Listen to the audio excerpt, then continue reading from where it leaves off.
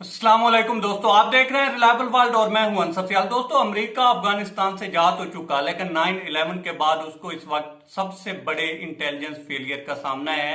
और ये मलबा जो है वो डाल तो रहे हैं जो बाइडन के ऊपर, लेकिन दरअसल ये उनका इंटेलिजेंस फेलियर था। कुछ इससे जुड़ी रिपोर्ट्स हैं वो मैं आपके सामने रखने जा रहा हूं, और इससे जुड़े काफी सारे सवाल हैं जो कि पूछे जा रहे हैं। वहां से जो अमेरिकन हुकाम है वो पूछ रहे हैं। इसके अलावा दुनिया के मुख्तलिफ जो लोग हैं इस हवाले से कुछ जानते हैं वो पूछ रहे हैं, वो भी मैं आपके सामने रखने जा रहा हूं। और इसके अलावा बात होगी मोदी जी के गले मिलने की, कि इनकी जो जफ्फी है वो आलमी रहनुमाओं को कितनी महंगी पड़ी है। कुछ इस पे भी बात होगी, क्योंकि इस जंग में जो है अमेरिका के बाद सबसे बड़ा जो लूजर है वो इंडिया है। लेकिन बात करते हैं दोस्तों अमेरिका के इन कुछ सवालात की, जो कि अभी जो बाइडन से पूछे जा रहे हैं। लेकिन दरअसल जो मेरा ख्याल है या कुछ जो तज्जियाकार इस बारे में कहते हैं वो ये कहते हैं कि एक्चुअली जो है ये अमेरिका का इंटेलिजेंस फेलियर है, और ये 9/11 के बाद सबसे बड़ा इंटेलिजेंस फेलियर है।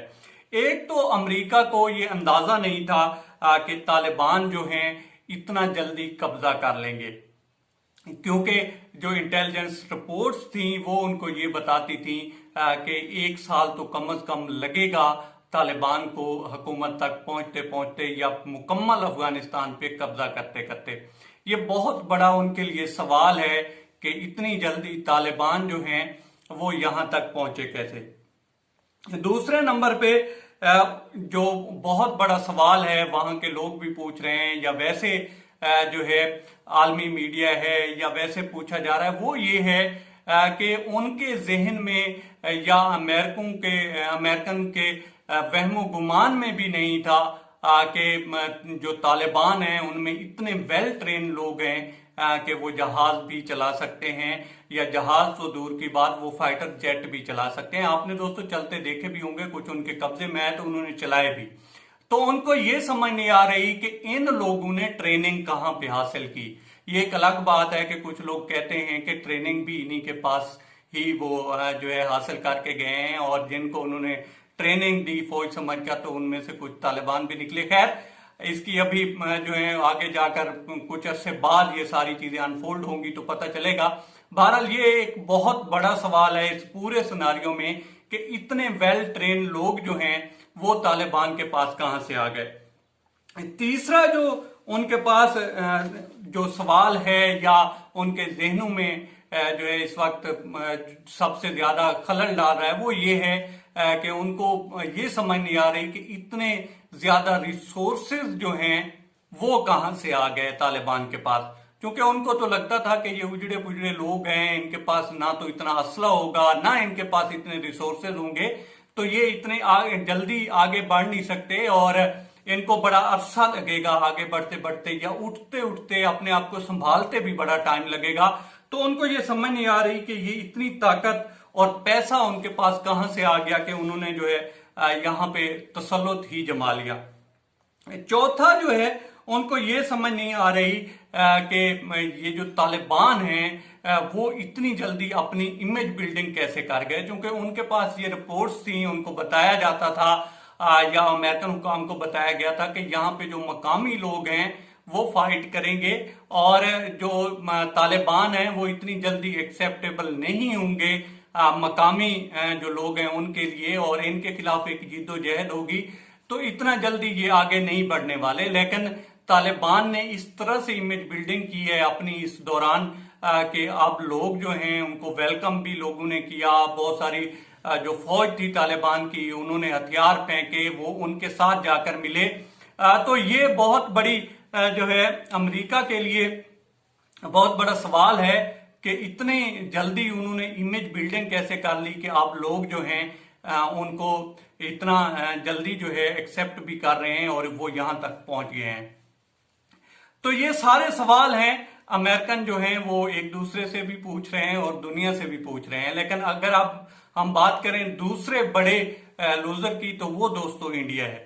लेकिन उससे पहले मैं आपको कुछ इंटरेस्टिंग फैक्ट्स बताता चलूं कि मोदी जी जो हैं जब से सरकार में आए हैं और उन्होंने जिसको भी जफ्फी डाली है वो फिर इक्तदार में नहीं नजर आया।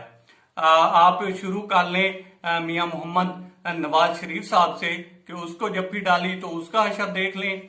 इसके बाद इन्होंने ट्रंप को जप्फी डाली तो उसका हाल देख लें। और उसके बाद इन्होंने जो है बेंजामिन नेतन्याहू से जप्फी डाली थी तो उनका हाल देख लें। और फिर उन्होंने नंबर लगा अशरफ गनी का बदकिस्मती से, और अब इनका भी हाल देख लें कि ये कहां पे हैं।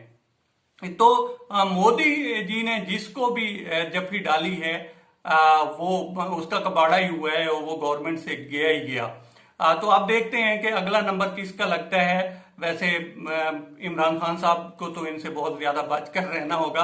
खैर अब आगे चलते हैं दोस्तों और बात करते हैं। इसमें जो दूसरा सबसे बड़ा लूजर है वो इंडिया है दोस्तों, क्योंकि इसने इन्वेस्टमेंट की वहां पे और बहुत सारे जो प्रोजेक्ट्स थे वो लगाए, और खास तौर पर ये जो दोस्ती डैम था 50 अरब का वो लगाया, और एक चुटकी में जो है इनकी सारी इन्वेस्टमेंट डूब गई। और इसीलिए जो है वहां का मीडिया जो है वो आहो फुगां करता है, चीखो पुकार करता है कि जनाब हमने सबसे बड़ी इन्वेस्टमेंट की, हमने अफगानियों को, बहुत सारे अफगानी जो है वो इंडिया में भी गए, पासपोर्ट भी मिले। ये एक अलग बात है कि उनमें से बहुत सारे जो हैं वो पाकिस्तान के खिलाफ भी इस्तेमाल हुए, और अभी भी जो अमन मुज़ाकरात हो रहे थे वो इंडिया नहीं चाह रहा था कि इतना जल्दी ये सारा कुछ हो जाए।